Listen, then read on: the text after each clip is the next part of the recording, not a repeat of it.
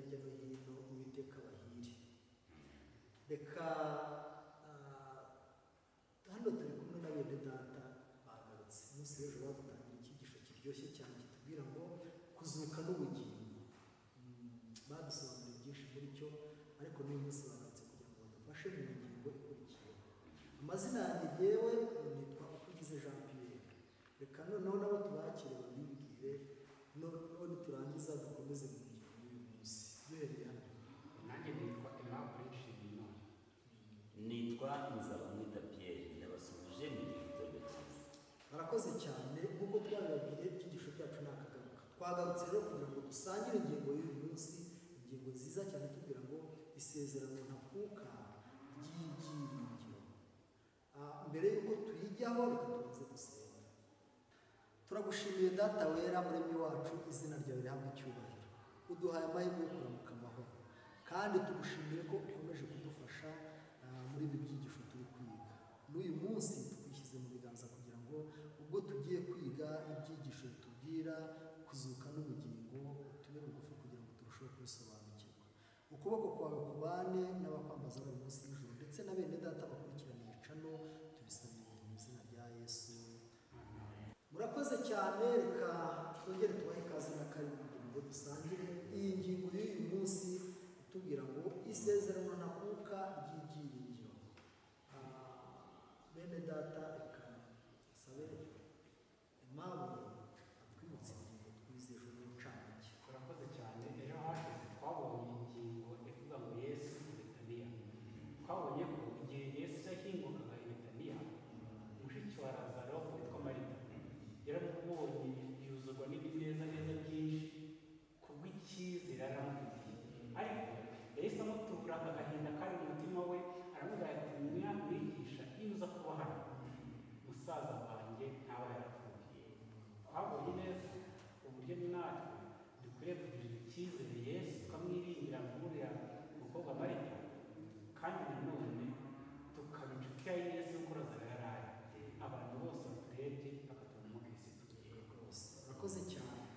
Turayibutse, igarutse mu ntekerezo zacu, ariko nabo tutabanye baje uyu munsi bumvise icyerekezo cy'ibyo turimo.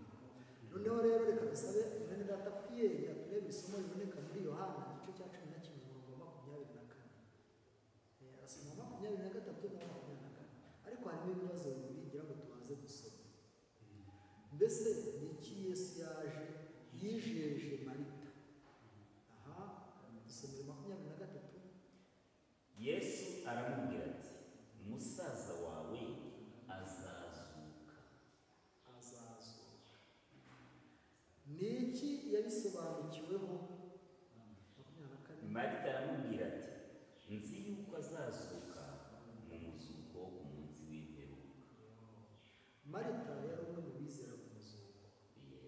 Aravuga ati rero kuko burya mu gihe muri kiriya gihe hari harimo abitwa abasadukayo batizera iby'umuzuko. Bafite n'abayoboke, ariko Marita we yari umuyuda. Abayuda rero ngo bizera ku muzuko. N'abafarisayo burya bizera ku muzuko, burya abafarisayo bari abayobozi b'abayuda. Rero we yizera mu muzuko, akavuga ati ndabizi azazuka ku munsi w'imperuka. Noneho reka twumve uburyo Yesu yakomeje Marita, kandi agakomeza gushaka gusesengura kugira ngo atazure kwizera kwe. Reka mwene data dusomere mu gitabo cyitwa Uwifuzwa ibihe byose ku ipaji 530. Yesu yakomeje ukwizera kwa Marita, amusubiza ati musaza wawe azazuka. Igisubizo Yesu yatanze nticyari kigamije kwiringiza Marita impinduka y'ako kanya, ahubwo Yesu yatumye ibitekerezo bya Marita birenga kuzuka kwa musaza we kw'ako kanya, maze abyerekeza ku muzuko w'abakiranutsi. Ibi ngibi Yesu abikoreye kugira ngo Marita ashobore kubona mu kuzuka kwa Lazaro isezerano rikomeye ry'uko abakiranutsi bose bapfuye bazazuka, kandi bimwizeze ko imbaraga y'umukiza ari izabazura. Marita yaramusubije ati, nzi yuko azazuka ku muzuko umunsi w'imperuka. Nzi yuko azazuka umuzuko ku munsi w'imperuka. Kuko Yesu Kristo mu kubishyira mu nzakera kwari kugira ngo yumvishe Marita yuko nubwo Lazaro yazuka ariko ahagarariye cyangwa se agereranye abakiranutsi bazazuka ku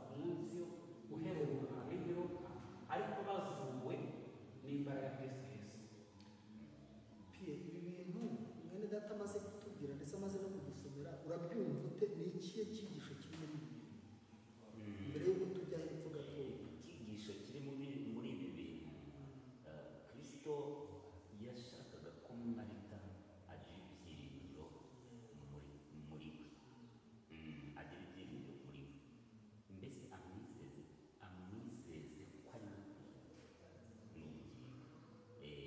Buriya rero yari arimo gutegura inzira yo kugira ngo Marita ibyo byiringiro bye byo kuzuka aze no kubyibonera n'amaso ye. Buriya ni nk'uko yakanamubwiye, murakoze cyane rwose, ni nk'uko yakanamubwiye ati rero kumuzura uyu munsi ntabwo ari cyo gitangaza gikomeye, Icyo gikomeye cyane. ko bagomba no kuzura abatanzi bose benshi. niyo wenda bataba benshi, batwe kuvuga benshi, ahubwo igikomeye ni ukumuzura ku munsi w'imperuka. Nyine bazaba ari benshi, ariko twirengagije nabwo ati igikomeye si ukumuzura uyu munsi, ahubwo igikomeye kandi cyiza kirushijeho ni ukumuzura ku munsi w'imperuka. Kuko buriya n'ubundi yaramuzuye n'ubundi akagera arapfa. Yes. Yesu arabibona. So si ikibazo ntacyo byari Ndabona akajya mu kamari, arongera. Cyane rwose. aha.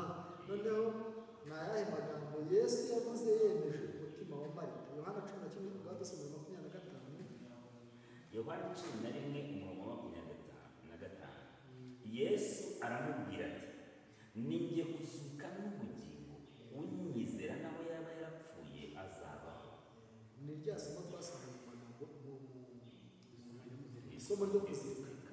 Ninjye kuzuka n'ubugingo, unyizera naho yaba yarapfuye azabaho. Ayo magambo rero ajya agateza impaka hagati y'abasadukayo bamwumvanije. Abafarisayo bakavuze ukuri, abasadukati bakadafite ntabwo bibaho. Rero Lazaro amaze kumuzura, abantu ba mbere babirakaye ni abasadukayo. Rero tugiye kuza tureba uburyo Yesu ari we ntandaro yo kuzuka n'ubugingo. Ngaho dusubire noneho hepfo twumve. Yesu yakomeje gushaka uburyo yakemura kwizera kwe, akavuga icyerekezo nyakuri, nuko aramubwira ati, ninjye kuzuka n'ubugingo. Muri Kristo niho hari ubugingo bw'umwimerere bwuzuye kandi butagabanyije. Ufite uwo mwana niwe ufite ubugingo. Rwa mbere rwa Yohana 5:12. Ubumana bwa Kristo ni ubwishingizi ku mwizera wese ko afite ubugingo buhoraho. Urumva nicyo yashakaga kumvisha. Ese abadukurikiye cyangwa natwe ubwacu turabyumva? Kumva ko Yesu ari ukuzuka n'ubugingo, ibi bintu turabyumva, njye nawe reka tubyibuze, ariko tubishakishe no mu ntekerezo kugira ngo tujye turushaho kubyumva, kandi kubyumva nicyo cyitwa kwizera burya. Kwizera ko Yesu azagaruka akarimbura agahana, kwizera ko kuzapfa gupfaho ntabwo tubyizera, ahubwo ni ihame. Ariko tugomba kwizera ko tugomba kugera Yesu kuko niwe kuzuka n'ubugingo, igihe tuzaba dusinziriye tukazazuka. Nibyo twifuriza abadukurikiye. Noneho reka dusoze iyi ngingo ariko dusomye n'aha ku isi. Mbese ibyiringiro byacu bishingiye kuri he sezerano rituma birenga igituro? Kandi ni gute ukwemera kwa Marita gufitanye isano n'igitangaza cya Kristo?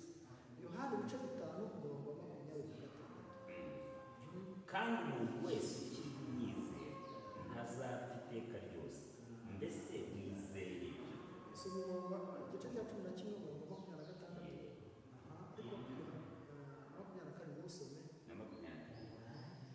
Aramusubiza ati, ye databuja, nizeye yuko uri Kristo umwana w'Imana ukwiriye kuza. Noneho mu gice cya 5 soma uyu murongo wa 26. Yohana.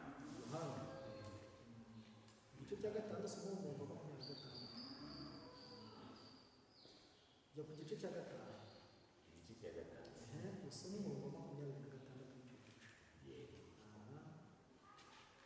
Igice cya 5 umurongo wa 26.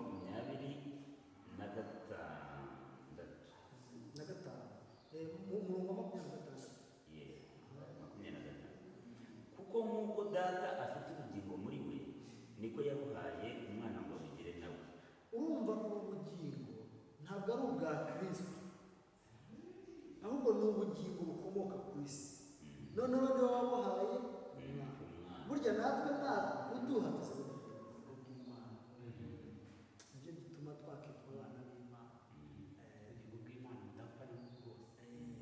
Ko cya gihe buri gihe Yesu yagaragaza ntayo bugingo busanzwe ubu ngubu dufite, ariko no ku munsi w'amateka cyangwa ku munsi w'imperuka noneho ubugingo azaba acyambaza ni ubugingo bw'Imana budapfa.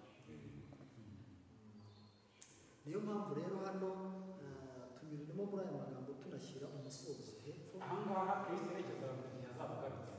Icyo gihe abakiranutsi bapfuye bazazuka mu budapfa, naho abakiranutsi bazaba bakiriho bazimurwa mu ijuru badapfuye. Igitangaza Yesu yendaga gukora azura akazana mu bapfuye cyashushanyaga umuzuko w'abakiranutsi bose bapfuye. Mu magambo ye n'ibikorwa bye Kristo yahamije ko ari we ufite ubugingo, ubushobozi bwo kuzura abapfuye. Kristo ubwe wari hafi gupfira ku musaraba yari afite imfunguzo z'urupfu kandi yanesheje igituro, yahamirishije ubushobozi bwe n'imbaraga byo gutanga ubugingo. Murakoze cyane.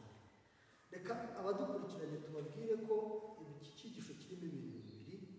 Hari abazazukira ubugingo buhoraho bageragejwe n'abazaba, ariko ngo bazaba bakiriho bazasanganira umwami mu kirere, kuko nabo ngo bazahabwa kuri ubu bugingo.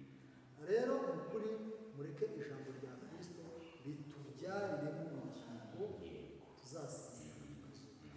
Ubu bugingo ntabwo ari amaraso, ntabwo ari ubugingo bw'amaraso n'inyama, ahubwo ni ubugingo bukorera mu ntekerezo butuma tuba imbuto nzima zifite ubugingo budapfa ngo buheranwe n'imyanda, buhere mu gihe. Rero reka tubyifurize abadukurikiye kandi kuri namwe mwakoze cyane kumvikanisha ingingo. Imana imugisha mwese ibyigisho